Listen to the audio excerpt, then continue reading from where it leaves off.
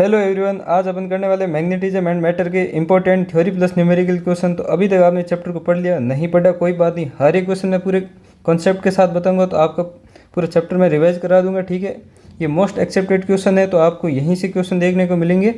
आगे बढ़ने से पहले बता दूँ, अभी तक टेलीग्राम चैनल ज्वाइन नहीं करा तो ज्वाइन कर लेना, क्योंकि क्लास की PDF आपको वहीं पर मिलेगी और क्लास की PDF से क्वेश्चन दोबारा लगाओ तो भी आपको याद रहेंगे। ठीक है, आगे बढ़ने से पहले आपको मैं इन्फॉर्मेशन दे दूँ, जिस हमने शुरू करा रैंक टेस्ट सीरीज, तो वो है MMAT 2026 स्टूडेंट जो तैयारी करे उनके लिए एकदम रैंक बूस्ट की तरह काम करने वाला, क्योंकि इसके अंदर आपको फुल सिलेबस टेस्ट के साथ साथ चैप्टर वाइज टेस्ट भी मिलेंगे। ओनली फॉर 49 रुपीज़ के अंदर है। तो आप अभी तक ज्वाइन नहीं करा तो जाके select career institute app download करो, जिसकी लिंक आपको डिस्क्रिप्शन बॉक्स में मिल जाएगी, वहाँ जाकर ज्वाइन कर लेना, क्योंकि आपके लिए बहुत ही इंपॉर्टेंट है। ओनली फॉर फी आपको 49 है, तो ज्वाइन कर लेना। ठीक है, अपन क्वेश्चन शुरू करते हैं। फर्स्ट क्वेश्चन कह रहा है चुंबकीय आघूर्ण की इकाई है। ऑप्शन नंबर ए है वेबर, ऑप्शन बी है weber meter square, option C है एम्पियर पर मीटर और ऑप्शन डी है एम्पियर मीटर स्क्वायर।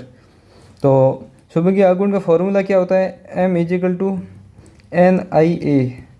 तो यहाँ पर N तो क्या नंबर हो गए, इसके तो कुछ होगा नहीं, I क्या एम्पियर, एरिया क्या हो गया, एरिया हो गया मीटर स्क्वायर। तो ऑप्शन नंबर डी इसका राइट आंसर है। ठीक है, आपके जो भी क्वेश्चन रॉन्ग हो रहे हैं वो अपन कमेंट में बॉक्स में मेरे को जरूर बताना कौन कौन से आपके क्वेश्चन रॉन्ग हुए। ठीक है, नेक्स्ट क्वेश्चन की बात करते हैं। μr एवं काई के बीच में संबंध बताओ। तो option number A μr = 1 + x, option B है काई = μr + 1, ऑप्शन सी है μ0/μ और ऑप्शन डी है μ0। तो आपको एक रिलेशन याद होगा, काई = μr - 1। तो ऑप्शन नंबर ए हो जाएगा अपना राइट आंसर, μr = 1 + काई। ये ऐसे क्वेश्चन आपको ज़रूर देखने को मिलेंगे, तो ऐसे क्वेश्चन आप प्रैक्टिस करना और याद कर लेना। ठीक है, नेक्स्ट क्वेश्चन की बात करते हैं। नरम लोहे का उपयोग क्रोड बनाने में किया जाता है। ठीक है, तो इसके कारण क्या है? क्योंकि इसके लिए होती है नरम लोहे की क्या होती है? ऑप्शन ए है निम्न निग्रहिता तथा निम्न धारणशीलता, ऑप्शन बी है निम्न निग्रहिता तथा उच्च धारणशीलता, सी हो गया उच्च निग्रहिता और उच्च धारणशीलता, और ऑप्शन डी हो गया उच्च निग्रहिता तथा निम्न धारणशीलता। तो इसका राइट आंसर क्या होगा? नरम लोहा है, तो आपको याद रखना नरम लोहे के लिए हमेशा निम्न निग्रहिता और निम्न धारणशीलता। तो ऑप्शन नंबर ए इसका राइट आंसर होगा। यहीं कठोर लोहा या कोई होता तो उसके लिए क्या होता? उच्च निग्रहिता और उच्च धारणशीलता। ठीक है, नेक्स्ट क्वेश्चन की बात करते हैं। निम्नलिखित में चुंबकीय प्रवृत्ति होती है, चुंबकीय प्रवृत्ति एक्स होती है। तो ऑप्शन ए है कि प्रतिचुंबकीय के लिए ऋणात्मक, ऑप्शन बी है अनुचुंबकीय व चुंबकीय के लिए धनात्मक, ऑप्शन सी है प्रतिचुंबकीय के लिए ऋणात्मक व अनुचुंबकीय के लिए शून्य, और ऑप्शन डी है अनुचुंबकीय के लिए शून्य एवं लोह चुंबकीय के लिए धनात्मक। तो मैं आपको सभी की बता देता हूँ। पहले बात करते थे अपन अनुचुंबकीय की, फिर बात करते थे प्रतिचुंबकीय की, और लास्ट में अपन बात करते हैं लोह चुंबकीय की। अनुचुंबकीय आपको क्या कहते हैं? पैरामैग्नेटिक।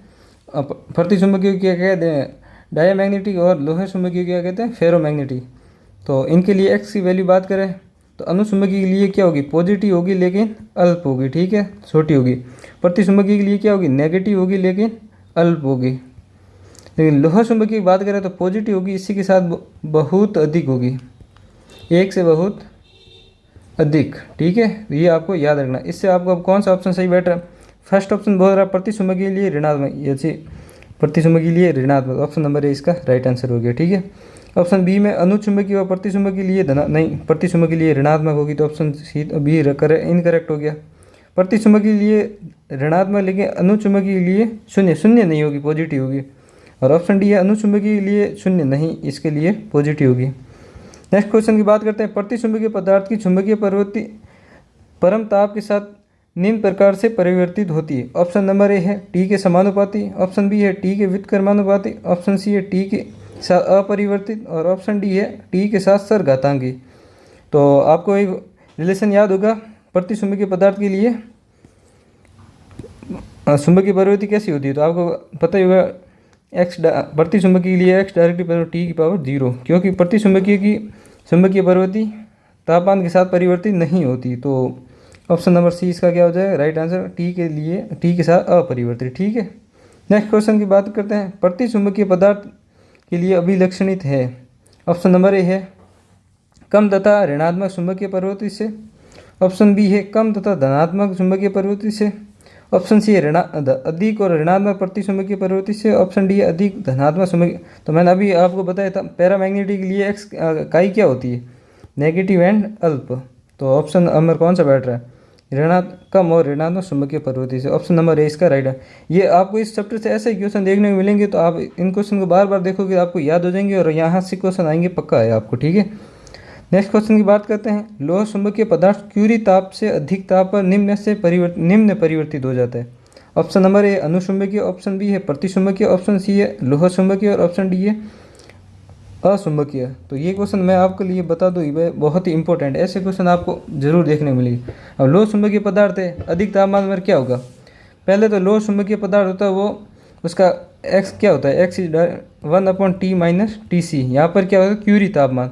अब क्यूरी तापमान से अधिक होगा तो एक्स डायरेक्टली प्रोपोर्शनल इकाई डायरेक्टली 1/T हो जाता है। ये किसके लिए होता है, अनुचुंबकीय के लिए, ठीक है। तो कौन सा राइट आंसर, ऑप्शन नंबर है इसका राइट आंसर। क्यूरी तापमान से अधिक तापमान पर क्या किस में परिवर्तित हो जाता है, लोह चुंबकीय पदार्थ अनुचुंबकीय पदार्थ के अंदर, ठीक है। नेक्स्ट क्वेश्चन की बात करते हैं। स्थायी चुंबक के पदार्थ में होता है, स्थायी चुंबक आपको पहले ही बता दिया किससे बने, कठोर धातु से। तो कठोर के लिए क्या होता है, कठोर पदार्थ से बनाई जाती है, तो कठोर से क्या बनता है, उसकी क्या होती है उच्च धारणशीलता, उच्च निग्राहिता। लेकिन जो अपन बनाते हैं जैसे ये तो स्थायी चुंबक होगी, और दूसरी होती है जो करंट से चुंबक बनती है, उसके अंदर क्या हो उसके अंदर नरम लोह यूज होता है, तो उसकी क्या होती है कम धारणशीलता और कम ही निग्राहिता। और ये जो जिससे स्थायी चुंबक बनाई जाती है उसकी क्या होती है उस धारणशीलता और उच्च निग्राहिता, ठीक है। ये आपको याद रखना है। नेक्स्ट क्वेश्चन की बात करते हैं। शिथिलता का गुण कौन दर्शाता है। तो ऑप्शन ए है अनुचुंबकीय व प्रतिचुंबकीय पदार्थों द्वारा, ऑप्शन बी है प्रतिचुंबकीय पदार्थों द्वारा, ऑप्शन सी है अनुचुंबकीय पदार्थों द्वारा, और ऑप्शन डी है लोह चुंबकीय पदार्थ। तो एक बात ये भी याद रखना है, शिथिल गुण ओनली कौन दर्शाते हैं, लोह चुंबकीय पदार्थ। Right answer option number D होगा फेरोमैग्नेटिक मटेरियल, ठीक है, वो ओनली फॉर शिथिल गुण दर्शाते हैं। नेक्स्ट क्वेश्चन की बात करते हैं। क्यूरी के नियम के अनुसार पदार्थ की चुंबकीय प्रवृत्ति समानुपाती होती है। तो क्यूरी अभी आपको मैंने बता दिया काई डायरेक्टली प्रोपोर्शनल क्या होती है 1/T। तो चुंबकीय प्रवृत्ति किसके समानुपाती 1/T के, ऑप्शन नंबर ए इसका राइट आंसर हो जाए। ये रिलेशन आप याद रख लेना, ठीक है। नेक्स्ट क्वेश्चन की बात करते हैं। एक अनुचुंबकीय पदार्थ की -73 डिग्री सेल्सियस पर चुंबकीय प्रवृत्ति ये है, ठीक है। तो -173 डिग्री सेल्सियस पर चुंबकीय प्रवृत्ति का मान बताओ। तो काई डायरेक्टली प्रोपोर्शनल 1/T होता है, इसका आप अपन यूज़ करते हैं 0.0075 पर। तो और नीचे काई की वैल्यू निकालनी है, ये तो किस पर -73 डिग्री सेल्सियस है, तो केल्विन में कितना हो गया 273 -73, तो 200 डिग्री 200 का केल्विन हो गया। और ये क्या हो गया 173 का क्या हो गया 100, ये हो गया 2 बार 0.0075 इंटू 2 = x। तो क्या हो गया 5 × 10 15.015। तो ऑप्शन नंबर कौन सा बैठ रहा है, ऑप्शन नंबर सी इसका राइट है। इसके अंदर न्यूमेरिकल क्वेश्चन देखने मिलेंगे तो ऐसे ही मिलेंगे, इससे ज़्यादा आपको देखने को नहीं मिलेंगे, ठीक है। नेक्स्ट क्वेश्चन की बात करते हैं। जब चुंबकीय पदार्थ को गर्म किया जाता है तो ये क्या होता है। ऑप्शन नंबर एक शक्तिशाली चुंबक बन जाता है, ऑप्शन बी एक चुंबकत्व को खो देते हैं, ऑप्शन सी है चुंबकत्व पर कोई प्रभाव नहीं पड़ता, और ऑप्शन डी है 1 और 3 दोनों। आपको पदार्थ है जो चुंबकीय पदार्थ को अपन क्या करते हैं गर्म करेंगे, तो टेम्परेचर बढ़ाने पर क्या होगा लो चुंबकीय होगा तो उसके अंदर जो डोमेन होते हैं वो बिखरा हो जाते हैं, या फिर अनुचुंबकीय होगा तो उनकी भी क्या हो जाती है वो चुंबकीय स्थिति खराब हो जाती है, इसलिए क्या बन जाते हैं चुंबकत्व को खो देते हैं, ठीक है। आपको भी पता है चुंबकीय प्रवृत्ति 1/T के समानुपाती होती है। यदि वो अपन टेम्परेचर बढ़ाते जाएंगे तो क्या होता है चुंबकीय प्रवृत्ति घटती जाएगी और चुंबकत्व को वो खो देंगे और फिर वो चुंबकीय पदार्थ नहीं रह पाएंगे, ठीक है। नेक्स्ट क्वेश्चन की बात करते हैं। किसके लिए चुंबकीय पारगम्यता अधिकतम है। तो ऑप्शन नंबर ए है प्रतिचुंबकीय पदार्थ, ऑप्शन बी है अनुचुंबकीय पदार्थ, ऑप्शन सी है लोह चुंबकीय पदार्थ, ऑप्शन डी है उपरोक्त सभी। तो चुंबकीय पारगम्यता म्यू आर की वैल्यू ये पूछ रहा है, जो ये किसके लिए अधिकतम होती है। ये तो आपको मैं सभी तीनों की बता देता हूँ। पहले बात करते हैं अनुचुंबकीय, फिर बात करते हैं प्रतिचुंबकीय, और फिर बात करते हैं लोह चुंबकीय की। तो ये अनुचुंबकीय पदार्थ के लिए क्या होगी पॉजिटिव, लोह चुंबकीय पॉजिटिव लेकिन 1 से ज़्यादा, ठीक है। और प्रतिचुंबकीय बात करें पॉजिटिव लेकिन 1 से कम। और ऑप्शन डी है लो चुंबकीय लिए पदार्थ, जैसे अपन फेरोमैग्नेटिक है, इसकी 1 से बहुत पॉजिटिव लेकिन 1 से बहुत अधिक। ठीक है, बहुत अधिक। तो अब कौन सा ऑप्शन बैठ रहा है? अधिकतम पूछ रहा है तो किसके लिए? लो चुंबकीय लिए। ऑप्शन नंबर सी इसका राइट आंसर हो जाएगा, अधिकतम। पॉजिटिव पूछता तो ऑप्शन नंबर डी आ जाता है। उपरोक्त सभी तीनों के लिए क्या होती है? पॉजिटिव होती है। ठीक है, लेकिन चुंबकीय प्रवृत्ति की बात करता तो प्रति चुंबकीय पदार्थ के लिए क्या हो जाती है? नेगेटिव, क्योंकि आपको x बराबर म्यू आर माइनस 1 इससे आपको याद रखना। ठीक है, chi is equal to mu R minus 1, इससे आपके सारे क्वेश्चन सॉल्व है। और इसी टॉपिक को मैं कह रहा हूँ आपका क्वेश्चन आपको देखने को मिलेगा। ठीक है, निम्न में से कौन लोह चुंबकीय पदार्थ है? तो इसके लिए आपको कौन क्या है ये आपको एग्जाम्पल याद रखने होना चाहिए। ठीक है, तो इस ऑप्शन नंबर ए है कोबाल्ट, ऑप्शन बी है जिंक, ऑप्शन सी है मरकरी Hg और ऑप्शन डी है प्लेटिनम। तो लोह चुंबकीय पदार्थ का एग्जाम्पल कौन सा गया? ऑप्शन नंबर ए कोबाल्ट। जिंक और Hg तो क्या हो गया? प्रतिचुंबकीय। और प्लेटिनम क्या हो गया? ये तो हो गया प्रतिचुंबकीय, और ये हो गया अपने अनुचुंबकीय, ये हो गया लोह चुंबकीय। ऑप्शन नंबर ए राइट आंसर लोह चुंबकीय। ठीक है, नेक्स्ट क्वेश्चन की बात करते हैं। अनुचुंबकीय पदार्थों के लिए चुंबकीय प्रवृत्ति का ताप के साथ संबंध। तो अनुचुंबकीय पदार्थों के लिए चुंबकीय प्रवृत्ति का ताप के साथ संबंध कैसा है? ठीक है, तो आपको पहले ही बता दिया, चुंबकीय प्रवृत्ति अनुचुंबकीय पदार्थ की 1/t होती है। तो राइट आंसर ये t ऊपर आएगा तो क्या होगा? t की पावर -1। तो ऑप्शन नंबर सी इसका राइट आंसर। ठीक है, नेक्स्ट क्वेश्चन की बात करते हैं। एक चुंबकीय पदार्थ की प्रवृत्ति, चुंबकीय प्रवृत्ति ताप तथा चुंबकन क्षेत्र की तीव्रता पर निर्भर करती है, तो वह पदार्थ होगा। ऑप्शन ए है प्रतिचुंबकीय डायमैग्नेटिक, ऑप्शन बी है लो चुंबकीय फेरोमैग्नेटिक, ऑप्शन सी है अनुचुंबकीय पैरामैग्नेटिक और ऑप्शन डी है अतिचालक सुपरकंडक्टर। तो कौन सा पदार्थ है जिसकी चुंबकीय प्रवृत्ति कई ताप तथा चुंबकन क्षेत्र के साथ तीव्रता पर निर्भर करती है? तो ऑप्शन नंबर सी इसका राइट आंसर हो जाए, अनुचुंबकीय पदार्थ की ताप के साथ और चुंबकन की तीव्रता पर निर्भर करती है। ठीक है, नेक्स्ट क्वेश्चन की बात करते हैं। केवल लो चुंबकीय पदार्थ का गुण है, ओनली फॉर लो चुंबकीय पदार्थ का बताना। ठीक है, the property of only ferromagnetic material is. Option A है चुंबकीय पदार्थों को आकर्षित करना, attracting magnetic material, option B है शैथिल्य, ऑप्शन सी है चुंबकीय प्रवृत्ति ताप पर निर्भर नहीं करती और ऑप्शन डी है दिशात्मक गुण। तो लो चुंबकीय पदार्थ का ओनली ऑन गुण होना चाहिए। तो पहला है चुंबकीय पदार्थ को आकर्षित करना, नहीं ये तो अनुचुंबकीय पदार्थ भी करता है, तो ये तो हो गया गलत आंसर। बी है शैथिल्यता, ये सिर्फ और ओनली फॉर लो चुंबकीय पदार्थ बताते हैं। इसके अंदर से वो निग्रहिता और धारणशीलता आती है। ठीक है, इसी के अंदर कठोर और नरम आते हैं, वो जिसे अपन एक स्थायी चुंबक बनाते हैं इससे, और दूसरा विद्युत चुंबक बनाते हैं। ठीक है, ऑप्शन सी है चुंबकीय प्रवृत्ति ताप पर निर्भर नहीं करती, ये तो फिर उसमें भी हो गया प्रतिचुंबकीय के अंदर। तो ऑप्शन नंबर सी इसका राइट आंसर हो जाएगा। ठीक है, नेक्स्ट क्वेश्चन की बात करते हैं। कठोर चुंबकीय पदार्थ की प्रकृति है। ऑप्शन ए है संकरा शैथिल्य लूप, ऑप्शन बी है सोडा शैथिल्य लूप, ऑप्शन सी है उच्च यांत्रिक सख्त सतह और ऑप्शन डी है यांत्रिक सख्त सतह। तो मैंने अभी आपको बताया था कठोर चुंबकीय पदार्थ आ गया तो उसका क्या हो गया? सोडा शैथिल्य लूप। और नरम आता तो इसका वो क्या हो जाएगा? संकरा शैथिल्य लूप। ठीक है, ये किसके लिए हो जाएगा? नरम चुंबकीय पदार्थ के लिए। ठीक है, नरम चुंबकीय पदार्थ के लिए क्या हो जाएगा? संकरा शैथिल्य लूप। और कठोर के क्या हो जाता है? सोडा शैथिल्य लूप। और इसकी धारणशीलता भी अधिक होगी। कठोर चुंबकीय पदार्थ के लिए क्या होगी? धारणशीलता भी अधिक होती है। ठीक है, धारणशीलता भी अधिक होती है, लेकिन नरम चुंबकीय पदार्थ की धारणशीलता भी कम होगी और शैथिल्य लूप भी संकरा होगा। ठीक है, नेक्स्ट क्वेश्चन की बात करते हैं। यदि किसी चुंबकीय पदार्थ की प्रवृत्ति -0.004 है तो उसकी प्रकृति होगी। तो मैंने आपको पहले ही बताया था काई नेगेटिव किसका होता है? प्रति चुंबकीय का। यह आपको याद करने हैं, यहीं से क्वेश्चन देखने मिलेंगे। तो बार बार मैं क्वेश्चन यही करा रहा हूँ क्योंकि यहीं से क्वेश्चन आ रहा है, इस चैप्टर से यही टॉपिक इंपॉर्टेंट। ठीक है, तो ऑप्शन नंबर इसका राइट आंसर प्रति चुंबकीय। जहाँ भी एक्स नेगेटिव मिल जाए और छोटा होगा, मतलब नेगेटिव मिल गया तो वो तो हो गया प्रति चुंबकीय। ठीक है, और जहाँ पॉजिटिव मिल जाए और छोटा होगा तो वो होगा अपना अनुचुंबकीय, और जहाँ पॉजिटिव है और बहुत अधिक है तो हो गया अपना लोह चुंबकीय। ठीक है, नेक्स्ट क्वेश्चन की बात करते हैं। लोह चुंबकीय पदार्थों के लिए निम्न में से कौन सा कथन सही है? तो ऑप्शन ए है क्यूरी के तापमान पर प्रतिचुंबकीय हो जाते हैं। अब लोह चुंबकीय की बात कर रहे हैं, ठीक है, कि क्यूरी के तापमान पर प्रतिचुंबकीय हो जाते हैं। ऑप्शन बी है ये क्यूरी के ताप पर अनुचुंबकीय हो जाते हैं। और ऑप्शन सी है इनकी चुंबकीय प्रवृत्ति क्यूरी ताप पर शून्य होती है। और ऑप्शन डी है इसके चुंबकीय गुणों की व्याख्या इलेक्ट्रॉन सिद्धांत द्वारा की जाती है। तो राइट आंसर मैं आपको बता देता हूँ।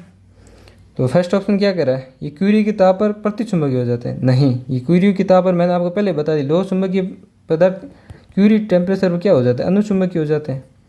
तो ये ऑप्शन नंबर बी इसका राइट आंसर हो जाएगा। ये क्यूरी के ताप पर अनुचुंबकीय, चुंबकीय प्रवृत्ति क्यूरी के ताप पर शून्य नहीं, शून्य थोड़ी होती है। नेक्स्ट क्वेश्चन की बात करते हैं। प्रतिचुंबकीय पदार्थों के लिए कौन सा कथन सही है? प्रतिचुंबकीय के लिए म्यू नॉट की वैल्यू 1 से छोटी लेकिन पॉजिटिव, ठीक है। काई नेगेटिव और बहुत कम, ये भी सही है। ऑप्शन सी है काई ताप पर निर्भर नहीं करता, नहीं सही, ये भी सही है, क्योंकि प्रतिचुंबकीय पदार्थ के लिए काई क्या होता है, डायरेक्ट टी की पावर 0। तो ये भी राइट आंसर। तो ऑप्शन नंबर डी इसका राइट आंसर हो जाएगा उपरोक्त सभी, क्योंकि म्यू नॉट की वैल्यू 1 से छोटी लेकिन पॉजिटिव, काई की वैल्यू छोटी और नेगेटिव, और ये काई की वैल्यू टेम्परेचर पर निर्भर नहीं करती। ठीक है, नेक्स्ट क्वेश्चन की बात करते हैं। अनुचुंबकत्व का कारण है। तो ऑप्शन नंबर ए है अयुग्मित इलेक्ट्रॉन। ऑप्शन बी है इलेक्ट्रॉन की अधिकता व इलेक्ट्रॉन की सकरण गति। ऑप्शन सी है युग्मित इलेक्ट्रॉन तथा इलेक्ट्रॉन की कक्षीय गति। और ऑप्शन डी है इलेक्ट्रॉन तथा इलेक्ट्रॉनों की कक्षीय गति। तो इसका राइट आंसर आप जो पता ही होगा, ऑप्शन नंबर ए इसका राइट आंसर अयुग्मित इलेक्ट्रॉन, अनपेयर इलेक्ट्रॉन अनुचुंबकत्व का कारण हो गया। ठीक है, नेक्स्ट क्वेश्चन बात करते हैं। प्रतिचुंबकत्व का कारण क्या है? ऑप्शन नंबर है इलेक्ट्रॉनों की कक्षीय गति। ऑप्शन बी है इलेक्ट्रॉनों की सकरण गति। और ऑप्शन डी है युग्मित इलेक्ट्रॉन। ऑप्शन डी इनमें से कोई नहीं। तो प्रतिचुंबकत्व का कारण क्या होगा? राइट आंसर ऑप्शन नंबर ए इलेक्ट्रॉनों की कक्षीय गति। ऐसे क्वेश्चन आपको जरूर देखने, ये क्वेश्चन भी आपको थोड़ा याद करने लायक है। ठीक है, नेक्स्ट क्वेश्चन बात करते हैं। चुंबकीय सुई को अपन सुरक्षित रखने के लिए उसको कहाँ रखना चाहिए? ऑप्शन नंबर ए है लोहे के बक्से में। ऑप्शन बी है लकड़ी के बक्से में। ऑप्शन सी है धातु के बक्से में। और ऑप्शन डी है कोई नहीं। अब चुंबकीय सुई को सुरक्षित रखना, तो रीज़न क्या हुआ? चुंबकीय सुई को सुरक्षित रखना मतलब क्या? बाह्य चुंबकीय पदार्थ, ये बाह्य कोई चुंबकीय है तो इससे अपन को क्या रखना है? इससे आपको बाह्य चुंबकीय क्षेत्र से सुरक्षित रखना है। तो अपन को क्या करना पड़ेगा? किसके अंदर रखेंगे? ऑप्शन नंबर है लोहे के बॉक्स में। हाँ, लोहे के बॉक्स में। क्यों? क्योंकि लोहे के अंदर आपको ये लोहे का बॉक्स क्या करेगा?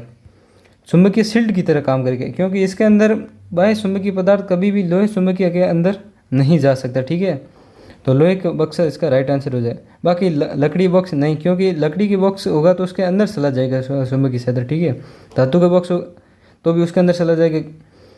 तो ऑप्शन नंबर ए इसका राइट आंसर हो जाएगा, क्योंकि लोह चुंबकीय पदार्थ। ठीक है, नेक्स्ट क्वेश्चन की बात करते हैं। चुंबकीय आघूर्ण का मात्रक होगा। चुंबकीय आघूर्ण का मात्रक, चुंबकीय आघूर्ण, ठीक है, ये होता है M = NIA। चुंबकीय आघूर्ण यही होता है। तो एम्पियर मीटर स्क्वायर। तो ऑप्शन नंबर बी इसका राइट आंसर हो जाएगा, ampere meter square. Next question की बात करते हैं। एक धारावाही लघु कुंडली लघु चुंबक की भांति व्यवहार करती है। यदि कुंडली का क्षेत्रफल A है तथा चुंबकीय आघूर्ण M है, ठीक है, तो कुंडली में धारा होगी। तो चुंबकीय आघूर्ण का फॉर्मूला क्या होगा? M = NIA। तो ऑप्शन नंबर ए M/A। आई की वैल्यू अपन को निकालनी है, तो आई की वैल्यू इधर से आ जाएगी, क्या हो जाएगा? M/A = I। तो राइट आंसर तो कौन सा हो गया? फर्स्ट ऑप्शन ही हो गया, M/A इसकी धारा हो जाएगी। ठीक है, नेक्स्ट क्वेश्चन की बात करते हैं। निम्न में से कौन सा पदार्थ बाह्य चुंबकीय क्षेत्र द्वारा प्रतिकर्षित होता है? ऑप्शन ए है लोहा। ऑप्शन बी है कोबाल्ट। ऑप्शन सी है स्टील। और ऑप्शन डी है तांबा। तो कौन सा पदार्थ प्रतिकर्षित होगा? तो प्रतिचुंबकीय पदार्थ होगा। प्रतिचुंबकीय पदार्थ होगा, वही क्या होगा? बाह्य चुंबकीय क्षेत्र द्वारा प्रतिकर्षित होगा। और ऑप्शन ए है, ये तो लोहा। लोहा तो क्या हो गया? लोह चुंबकीय पदार्थ तो क्या होगा, बाह्य चुंबकीय क्षेत्र द्वारा क्या होगा, आकर्षित होगा। तो ये तो होगा नहीं, ऑप्शन नंबर ए तो इसका गलत आंसर हो गया। ऑप्शन नंबर बी है कोबाल्ट। कोबाल्ट क्या है, ये भी लोहा चुंबकीय पदार्थ के अंदर आता है, तो ये भी नहीं होगा। ऑप्शन नंबर सी है स्टील। अब स्टील क्या है, अनुचुंबकीय पदार्थ है, तो ये भी नहीं होगा। ऑप्शन नंबर डी क्या है, तांबा कॉपर, ये क्या है, ये प्रतिचुंबकीय पदार्थ है, ये प्रतिचुंबकीय पदार्थ है, तो ये क्या होगा, प्रतिकर्षित होगा। तो ऑप्शन नंबर डी इसका राइट आंसर हो जाएगा। कॉपर या जिसे अपन तांबा कहते हैं, ये बाह्य चुंबकीय क्षेत्र द्वारा क्या होगा, प्रतिकर्षित होगा। ठीक है, नेक्स्ट क्वेश्चन बात करते हैं। यदि किसी प्रतिचुंबकीय पदार्थ को चुंबकीय क्षेत्र में रखा जाता है तो पदार्थ के भीतर फ्लक्स घनत्व तो बाहर की तुलना में क्या होगा। ठीक है, अब प्रतिचुंबकीय पदार्थ रखा जाता है बाह्य चुंबकीय क्षेत्र का, ये बाह्य कोई चुंबकीय क्षेत्र है। अब इसके अंदर यहाँ पर अब कोई प्रतिचुंबकीय पदार्थ रखा, ठीक है, तो इससे क्या होगा, ऐसे हो जाएगा, बाह्य चुंबकीय क्षेत्र रेखा कैसी हो जाएगी, ऐसे हो जाएगी, दूर हो जाएगी थोड़ी। तो बाहर की तुलना में उसके अंदर का फ्लक्स घनत्व की बात करते हैं, तो अंदर तो क्या होगा, वो उससे भी कम होगा। तो ऑप्शन नंबर ए क्या होगा, ऑप्शन नंबर ए कुछ कम, ऑप्शन बी है कुछ अधिक, ऑप्शन डी है बहुत अधिक, ऑप्शन डी है समान। तो इसका राइट आंसर कुछ कम हो जाएगा, क्योंकि प्रतिचुंबकीय पदार्थ होता है। ठीक है, ऑप्शन नंबर डी है एक दंड चुंबक द्वारा उत्पन्न बल रेखाएं एक दूसरे को क्या करती है। ऑप्शन नंबर ए उदासीन बिंदु पर काटती है, ऑप्शन बी है चुंबक के ध्रुवों के समीप काटती है, ऑप्शन नंबर डी है चुंबक के विषुवतीय अक्ष पर काटती है, ऑप्शन डी है काटती ही नहीं है। तो दंड चुंबक है ऐसी। अब इसका ये साउथ पोल, ये नॉर्थ पोल, तो आपको पता ही होगा नॉर्थ पोल से निकलती है और ऐसे होती है, ठीक है, अंदर जाती हुई। तो ऑप्शन कौन सा बैठ रहा है, तो ये कभी नहीं काटती, ऑप्शन नंबर डी इसका राइट आंसर हो जाएगा, काटती नहीं है। क्योंकि किसी बिंदु पर काटेगी तो वहाँ पर क्या होगा, वहाँ पर चुंबकीय क्षेत्र दो दिशाएं दिखाई देंगी, तो दो चुंबकीय क्षेत्र होने ये तो कोई संभव ही है नहीं, तो इसलिए कभी ये काटती नहीं है। ठीक है, क्योंकि कटान बिंदु पर अपन को दो चुंबकीय क्षेत्र दिखाई देंगे और ये कभी संभव हो नहीं सकता। तो ऑप्शन नंबर डी इसका राइट आंसर है, ये कभी नहीं काटती है। ठीक है, थैंक यू फॉर वीडियो देखने के लिए। अभी तक चैनल को सब्सक्राइब नहीं करा तो चैनल सब्सक्राइब कर दो, वीडियो को लाइक नहीं लाइक कर दो।